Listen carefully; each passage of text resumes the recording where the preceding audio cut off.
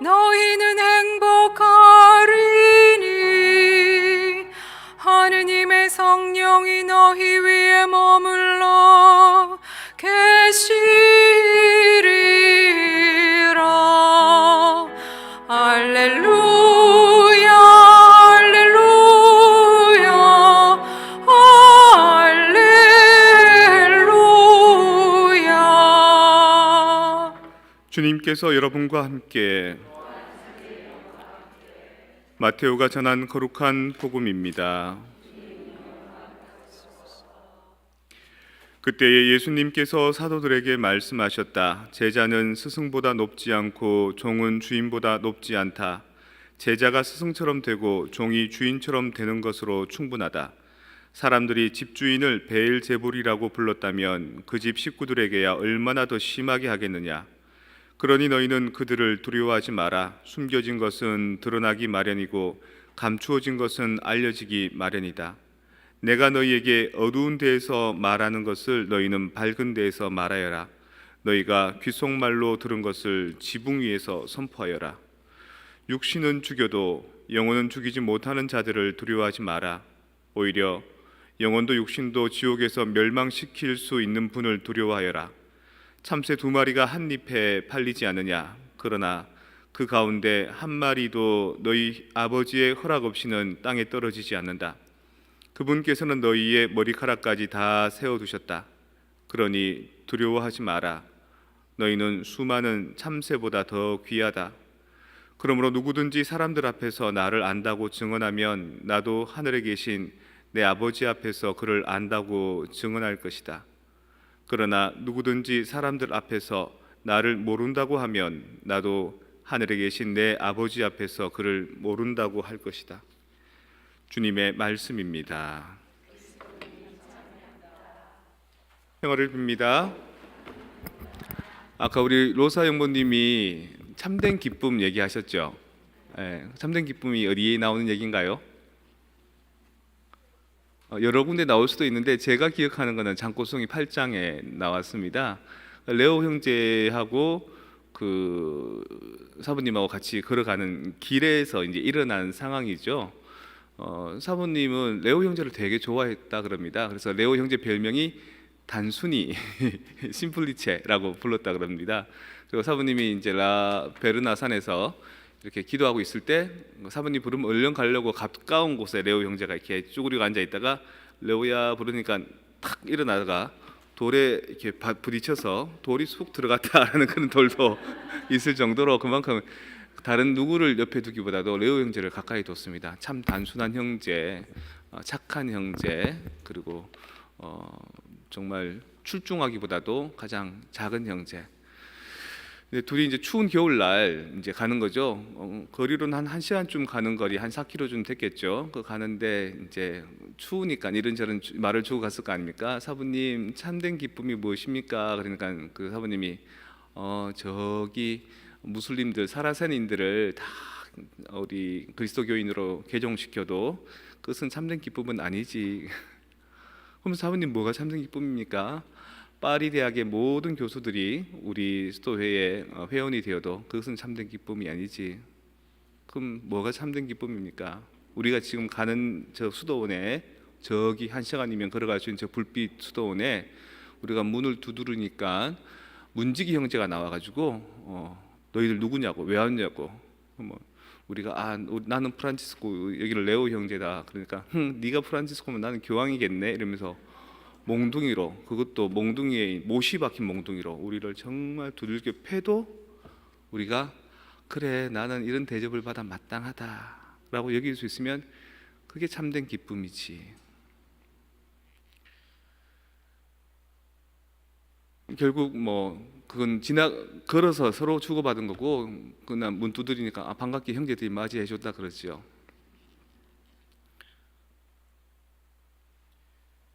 그런 기쁨을 우리는 많이 누리죠. 사실은 특히 우리 같이 한국 사람들 같이 눈치 빠른 사람들은 사람을 아래위로 훑어보면 탁 이렇게 견적이 나오지 않습니까? 내가 함부로 해야 될 사람인지 아니면 함부로 하면 안 될 사람인지가 딱 구분이 됩니다.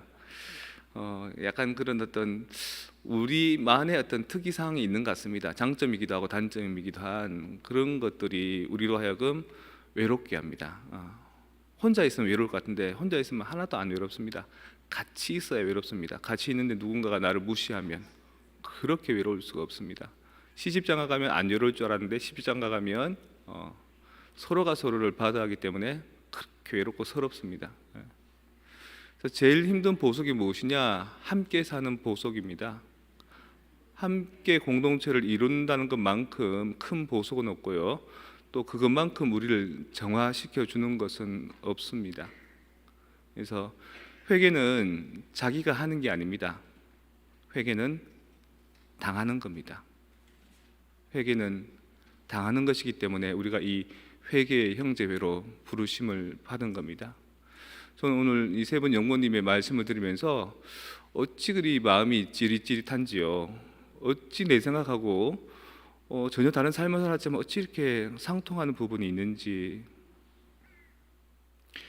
우리 교우들한테 몇 번 얘기해 준 강론이 그 영화 밀양 얘기를 몇 번 해줬습니다. 영화 밀양이라는 게 이창동 감독이 만들었어요. 그분이 학교 국문학 전공하셨고 초등학교 교사였다가 이제 영화 감독이 되신 분이에요. 좋은 영화 많이 만들었습니다. 박하사탕, 밀양, 또 오아시스 이런 것들 하나하나가 다 피정 자료들입니다. 특히 밀양은 그 경남 밀양을 배경으로 합니다. 그러니까 부산과 대구 사이에 있는 밀양이라는 도시가 있는데요. 원래 밀양이라는 이름이 빽빽할 밀자에 변양자, 그러니까 햇볕이 가득 들어오는 도시라는 뜻입니다. 근데 영화는 제목을 바꿨습니다. 비밀스러운 밀자에 빈양자, 시크릿 선샤인으로 바꿨습니다.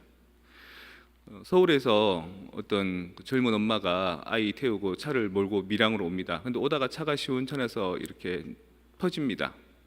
그래서 이제 도움을 받아야 되는데 마침 그 밀양이라는 좁은 사회 안에 카센터 하는 사람이 보고 도와줍니다. 도와주고 밀양 뭐하러 오셨어요? 어떻게 오셨어요? 그러니까 예, 우리 남편 고향이에요. 남편은요 죽었어요. 죽은 남편 고향에 온 겁니다. 특이하죠. 특이한데 피아노를 좀 만질 줄 알아서 피아노 학원을 차렸고요. 피아노 이제 학원 피아노 원장을 하는 거죠. 근데 사람들이 자기를 이렇게 아래 위로 자꾸 훑는 겁니다. 참된 행복을 주는 겁니다. 그래서 이 사람들하고 좀 친해져야 되겠다 싶어가지고 떡도 돌리고 또 노래방도 같이 가고 맥주도 한잔 하고.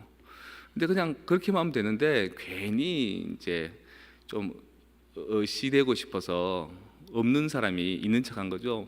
복도방에 가서 땅 있어요? 그러고 물어보고 또 같이 회식하고 있는데 복도방에서 전화 오는 겁니다. 땅 나오는데 어떻게 할 거냐고. 그럼 옆에서 대충 전화 소리 들리잖아요. 그러면 뭐고 땅 살 거가? 그러면 뭐 곧 계약할 것 같아요. 뭐 이런 소리를 하는 겁니다. 그렇게 하니까 저 여자 좀 돈 좀 있는가 보다 싶으니까 그 집 애가 유괴를 당합니다. 유괴범이 이제 어디 장소로 맨날 몇 시 어디로 돈 가져와라. 그러니까 돈이 어디 있나요? 그래서 있는 거 일단 요구만큼 안 해도 달달 긁어서 갖다 줬더니만 또 전화 옵니다. 이거 턱없이 부족 적잖아. 이러면 제가 그것밖에 없어요. 당신 땅도 산다면서. 아니에요, 다 거짓말이에요. 괜히 무시당할까봐 일부러 허세 부려봤어요. 아들이 죽습니다. 그 내과의 저수지 근처에 시체가 발견됩니다. 그 엄마가 엉엉 울겠죠, 그죠? 아들 병들어 죽어도 사고나 죽어도 얼마나 서러운데 유괴당해서 살해당했으니까 숨을 못 쉽니다. 물 먹는 것도 안 넘어가고 밥은 더더욱 못 먹고요. 그러고 있을 때 이제 그 피아노 가게 맞은편에 있는 약국에 집사님이 아이고 누구 준이 엄마야, 그거는 낫는 병 아이데, 소화제 먹는다고 낫는 거 아이데, 하나님을 믿어야 된다. 그러니까 그 엄마가 아들도 이런 데다가 앞에서 이상한 소리 하니까 하나님이 어디 있어요? 그러니까 하나님은 저 빛 한 줄기도 계신다. 햇빛이 들어오거든요, 약국으로. 어디요? 난 안 보이는데 어디 계세요? 오늘 우리 교회에 부흥 집회가 있는데 꼭 한번 온다. 거기 오면 치유된다. 가다가 또 이제 숨이 안 쉬지고 막 약간 이제 공황장애 비슷한 증세가 오는 거예요. 막 괴로워하는데 이제 그 플래카드가 있는 거죠. 그 대부흥회 들어가 보니까 뭐 난리가 난 거죠. 책상 두드리고 아버지 그러고 막 통성기도하고 거기서는 다들 울부짖으니까 자기도 눈물로 막 그야말로 내지른 겁니다. 자기 아들 생각해서 막 악을 쓴 거죠. 그러니까 좀 시원하고 좋거든요. 신앙생활을 열심히 합니다. 교회를 열심히 다닙니다. 사람이 아주 단정한 모습으로 정말로 이렇게 열심히 교회 다니는 착한 아주머니 모습으로 그 가정집을 돌아다니면서 목사님이 신자 방문 기도 신방을 하는데 거기에서 이제 간증이나 이제 말씀 나눔이 있는데 그 아들 유기당한 엄마가 그러는 겁니다. 저 결심했어요. 뭐 결심했는데 우리 아들 유기한 그 사람 용서해 주기로 결심했어요. 그래서 저 그 사람 면회 갈 거예요. 그럼 나머지 그 같이 기도하신 분들이 신자분들이 할렐루야 아멘. 목사님은 말립니다. 주님 어머니 너무 그렇게 하실 필요 없습니다. 너무 억지로 하지 마십시오. 아니에요, 갈 거예요. 그래서 가는 길에 들꽃 하나 꺾어서 갑니다. 교도소 안에서 꽃 구경 못 할 테니까 딱 들어갔는데 그 자기 아들 죽인 유괴범이자 살인자가 나와서 이렇게 태연한 모습으로 나오는 겁니다. 고귀한 모습으로 한 마리 학 같은 모습으로. 그래서 약간 놀라죠.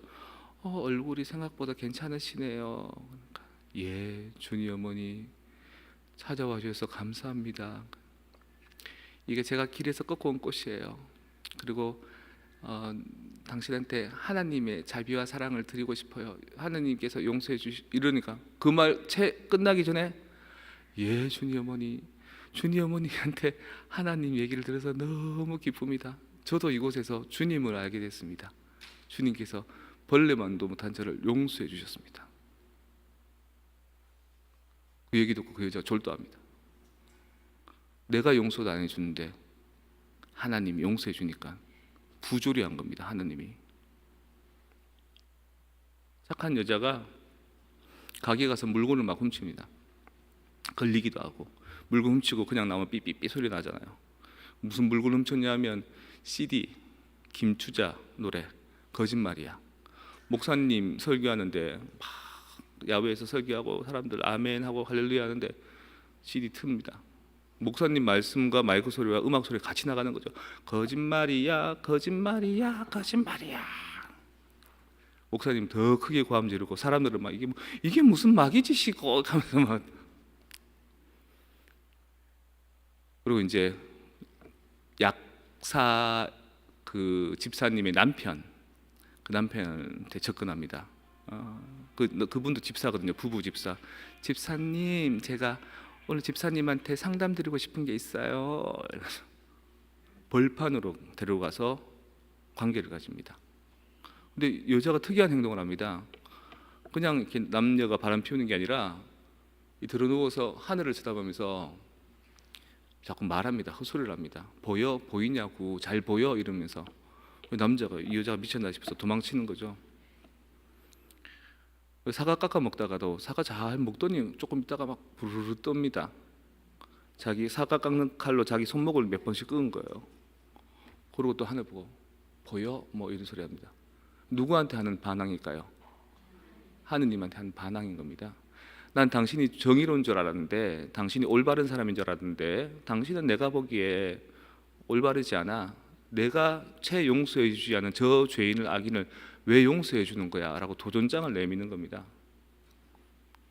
발악을 합니다. 발악을. 그래서 결국에는 정신병원 들어갔다가 이렇게 퇴원하고 그러죠. 그래도 뭐 안정은 안 되죠.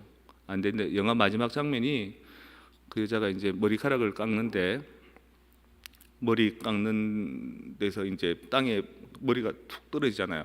그 잘 꾸며진 가드닝 된 땅이 아니라 쓰레기 더미도 있고 안 쓰는 물건도 있고 뭐 이렇게 흐름한 땅이 있는데 햇볕이 이렇게 비칩니다. 햇빛은 점점 이동하겠죠. 햇빛이 조금 있다 그 여자한테 비출 겁니다. 어떤 개신교 신자들은 이거 교회를 되게 무시하는 영화다 이렇게 표현하기도 합니다. 그런데 이제 다른 분들은 신학자들은 그게 아니라 개신교회를 무시하는 게 아니라 이 여자가 자기 존재를 버티기 위해서 진리와 싸우는 거다.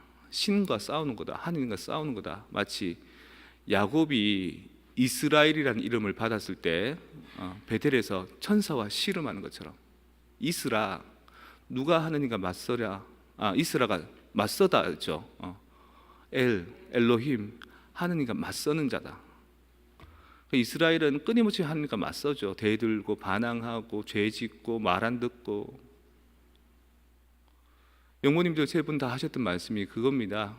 하느님과 씨름하는 거. 살아봤더니 내 뜻대로 되는 게 하나도 없더라. 예측 불가한 상황들이 항상 벌어지더라.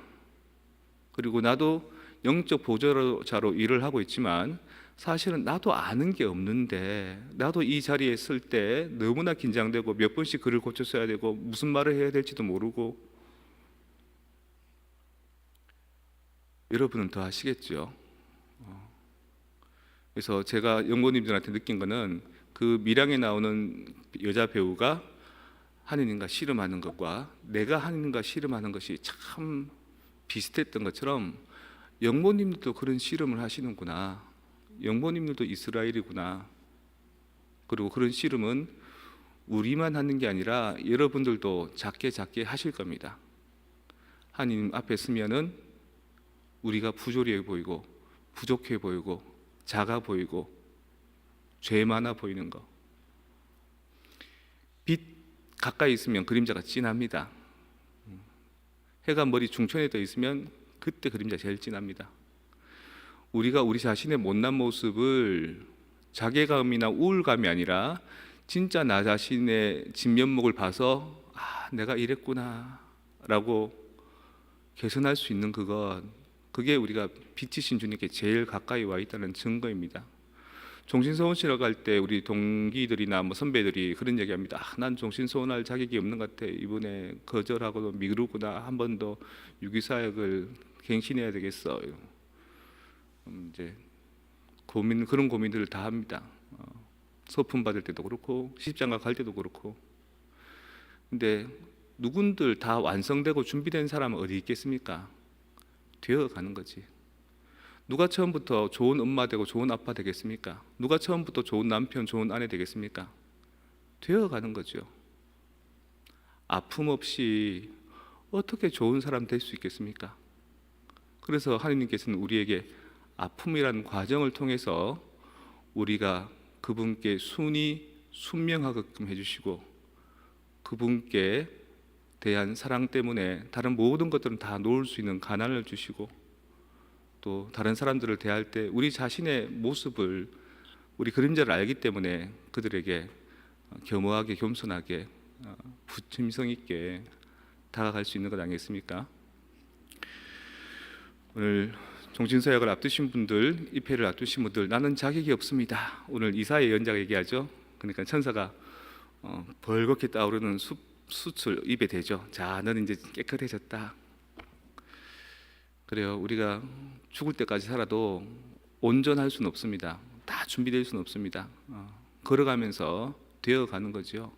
그래서 서원을 통해서 입회를 통해서 또 지금 과정에 약간의 갈등을 통해서 함께 되어갑시다. 우리가 되어가는 게 뚜렷할 때 나보다 더 되어가기 힘든 사람들을 우리가 내가 네 마음 다는 몰라도 반은 안 돼 그러면서 위로해 줄 수 있지 않겠습니까?